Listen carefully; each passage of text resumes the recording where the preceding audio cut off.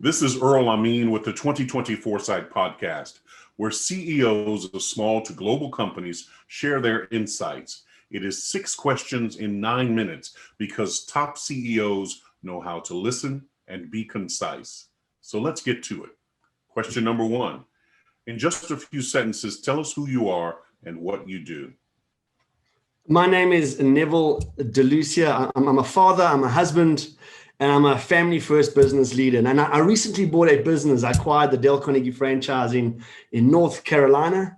And I'm really excited to move across there. And in that role, my overriding responsibility is to build a team around me that equips individuals within my client companies to live, lead, sell, and present successfully. That's really what we do. Outstanding. Well, Dale Carnegie is quite a well-known name. So congratulations. Yeah, super excited. Question number 2. Indeed. Question number 2. What's the best thing about being the CEO?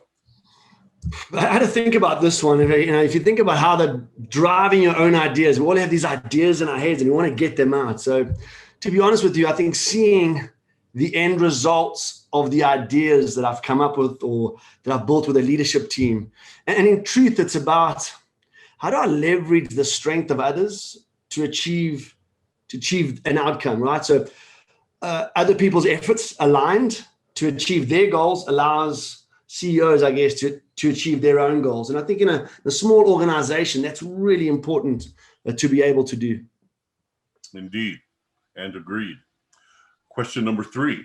I hear from other CEOs that leading their team and being able to see what lies ahead can be a challenge. What are your thoughts? Look, I think we've all heard those words, and I agree with that. We need to be resilient, agile, and adaptable. But I think at times what happens is, as a CEO, we sometimes might lose sight of the bigger picture, and we have these little distractions. So I think what needs to happen really is we need to make sure that we're making decisions and implementing our goals with that big picture goal in mind. And I think sometimes we might lose that just a little bit because we're afraid or we're unsure maybe. I think especially in a smaller organization, if it's a flatter structure, 1 or 2 business leaders, we have to make daily decisions with the bigger picture in mind, right? And we also have to make take decisive action so that we can enable or equip our team to implement those things.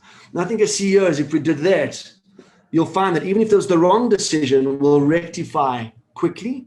And if it's the right decision, there's progress. We seem to be agile, right? And we seem to be adaptable because you make those decisions. Mm-hmm. Very good. Well, in addition to that insight, what piece of insight do you want to share with other CEOs? I think we've got to know what success means for us as individuals. In our business, we have 5 key values, right? So it's faith, family, and finance. And we get our teams to prioritize that. We don't mind what your faith is, whether you believe in the elements or whether you believe in an ultimate creator. We're a Christian family. But I think you've got to prioritize your faith. Then you got to prioritize your family. And then I think worry about the finance. And then the other 2 values are accountability and living, Dale Carnegie's human relations principles in our day-to-day dealings. That's our values now. And I think that's important, is to know what those are, of course, and define what success is, and then communicate. I've got a great friend of mine who runs his own business. In fact, they're a partner of 3. His overriding core goal is to make as much money as possible. Provides successful business in the entertainment industry. It's online. He's very innovative. And he works. His wife understands it. He's got a family, but man, he's always on call. But they're successful, and he's communicated it. I don't align to that, but he's a phenomenal guy. He's a great friend, but I don't ever see him relaxing. But he does relax, he assures me. And that's great. So he knows where he's at and his family knows.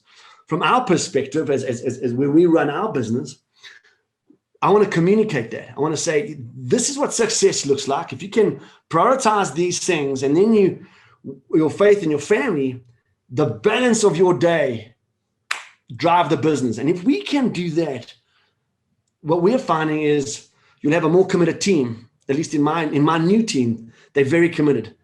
But the truth is they're able to, the team is able to see the value of, I can be home. And now with COVID, if you think about it, we are home more. Some people are desperately trying to get back to work.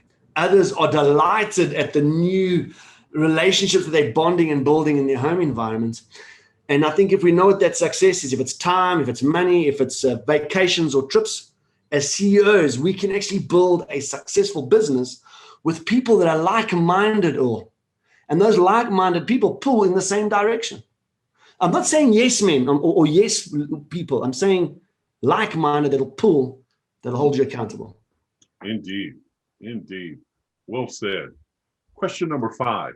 What other successful CEOs like yourself would you like to acknowledge and should be on my podcast?